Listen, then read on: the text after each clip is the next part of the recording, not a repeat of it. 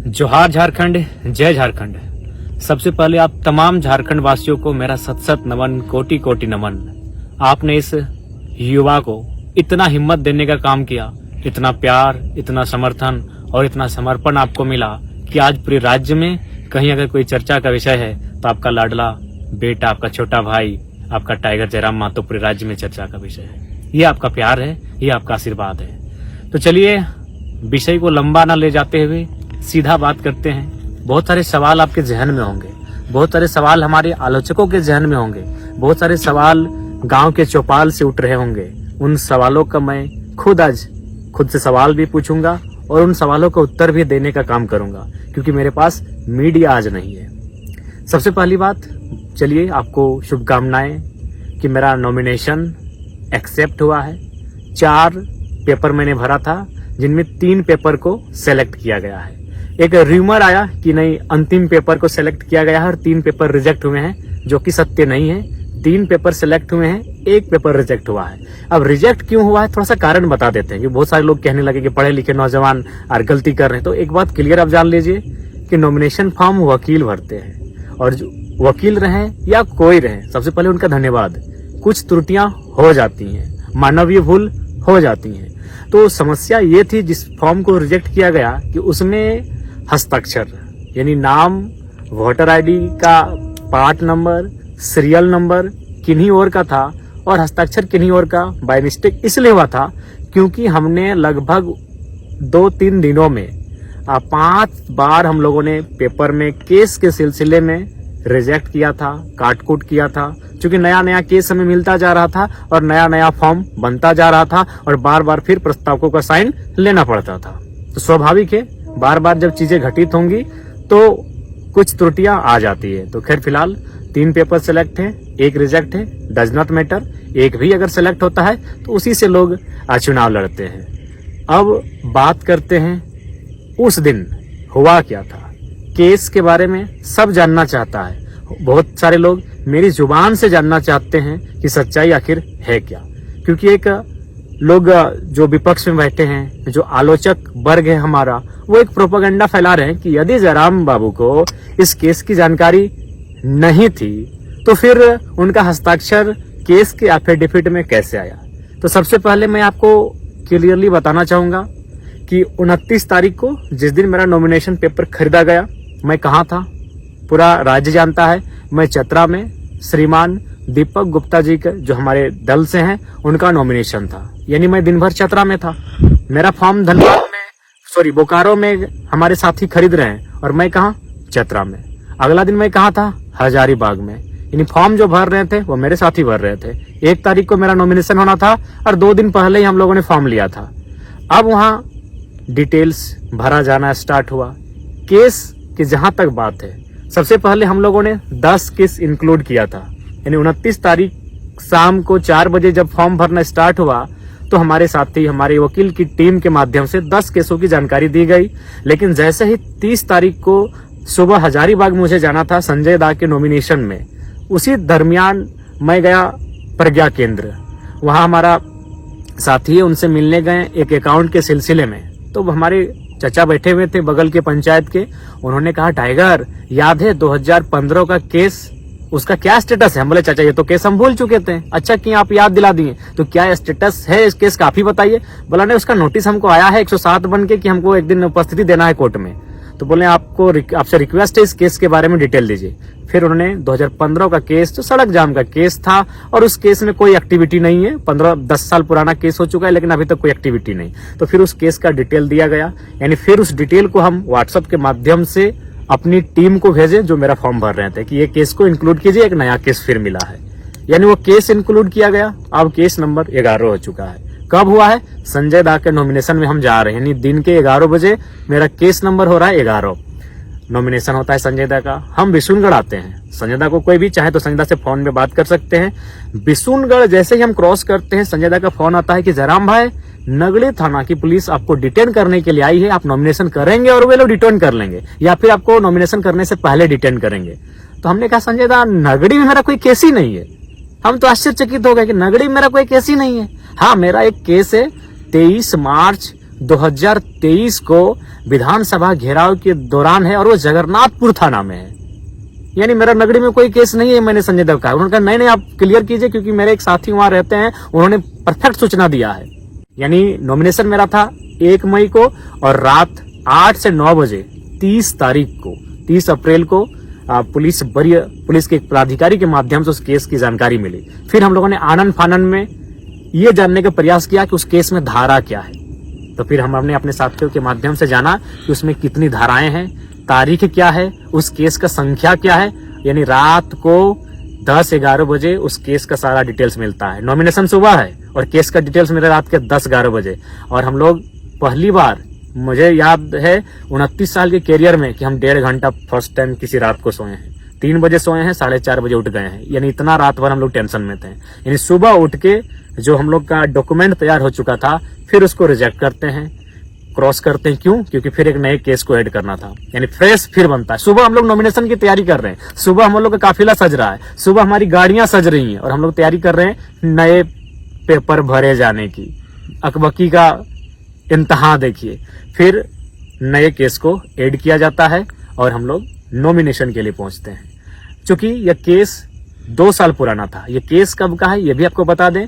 ये केस है आपका 21 मार्च 2022। यानी पहली बार जब ये आंदोलन अपने पीक टाइम में था और हम लोग फर्स्ट टाइम विधानसभा घेराव का कार्य किए थे, उस समय का है। और उस समय सभी जानते हैं कि हमारी एक्टिविटी बिल्कुल नियमता हुई थी। वहां उस समय जो डीएसपी मौजूद थे, उन्होंने अब बहुत सारे न्यूज चैनल में, बकायदा मुझे सनी दा का नाम याद है, उन्होंने पूछा भी था कि जयराम महतो पर कोई एफआईआर होगा। उन्होंने कहा नहीं, जहां तक 144 लागू है उस सीमा के बाहर ये लोग धरने पर बैठे हैं, कोई एफआईआर नहीं होगा।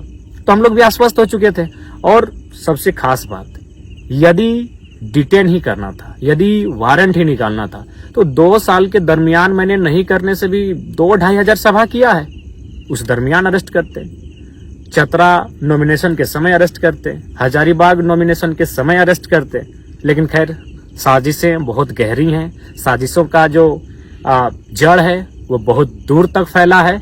लेकिन उम्मीद है कि हम लोग भी बीज हैं, दबेंगे नहीं, पुनः उग जाएंगे। तो ये केस का डिटेल है। मैं मानता हूं केस की जानकारी मुझे बिल्कुल 30 तारीख को कंफर्म हुई है। और 30 तारीख को जैसे ही कंफर्म हुई, अगले दिन नॉमिनेशन के दिन हम लोग अपना फॉर्म को चेंज किए, उस पेज को, और नया पेज प्रिंट आउट करके निकाले, उसमें केस के डिटेल्स को भरे और फिर मैंने अपना हस्ताक्षर किया। ये रियलिटी है, ये फैक्ट है। आप संजय दा से पूछ सकते हैं कि संजय दा ने जब मुझे जानकारी दी तो मेरे चेहरे में किस प्रकार से एक आश्चर्यचकित का क्वेश्चन मार्क था कि संजय दा ऐसा कैसे होगा।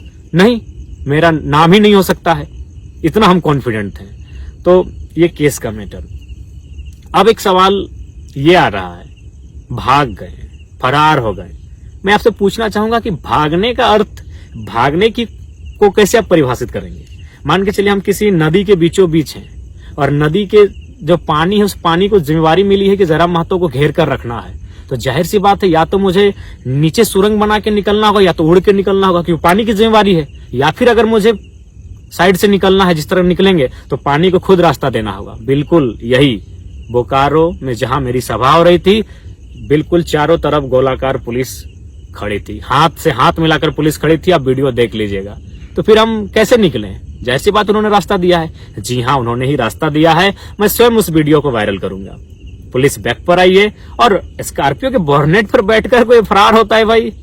अब सवाल है कि मैंने 1 मई नॉमिनेशन में जाने से पूर्व रात को 2-2:30 बजे शमशान घाट में बैठकर मैंने वीडियो 3 बनाया था।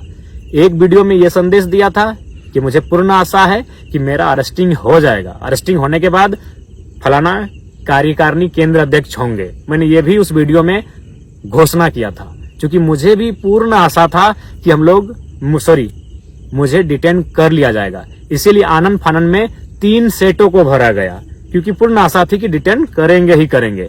लेकिन वहां तक, डीसी चैम्बर से बाहर निकलने तक मैं बहुत उत्सुक था कि मुझे अरेस्ट करें।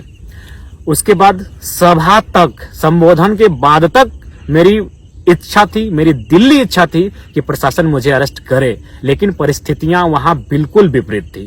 परिस्थितियां क्या थी? बहुत सारे लोग पेट्रोल लेकर थे कि आत्मदाह कर लेंगे। बहुत सारे लोग हिंसक और उग्र स्वभाव रूप धारण कर चुके थे। वीडियो फुटेज आप देखे होंगे। यानी मैंने इसलिए वहां से निकलना उचित समझा। मैं निकला हूं, फ्रॉड नहीं। मैं बार बार कहूंगा, क्योंकि आप मेरा स्टेटमेंट अंतिम क्या था याद होगा कि एसपी साहब माफ कीजिएगा, भीड़ की भावनाओं का सम्मान कीजिए, डिटेन किसी और दिन कीजिए। ये मेरा अंतिम शब्द था कि एसपी साहब माफ कीजिएगा, भीड़ की भावनाओं का सम्मान कीजिए, डिटेन किसी और दिन कीजिए। और हम वहां से निकल गए। कि आज हम घर निकलते हैं, बाद में इस विषय पर बात करेंगे। क्यों 1.5 लाख की भीड़ और पुलिस कितनी थी? 1,500। क्या पुलिस में सामर्थ्य था कि हमें वो डिटेन कर लेते बिना किसी हो हंगामे के, बिना किसी उपद्रव के, बिना किसी मुठभेड़ के? पॉसिबल नहीं था। 1.5 लाख की भीड़, 1,500 पुलिस, अनहोनी अप्रिय घटना घट जाती।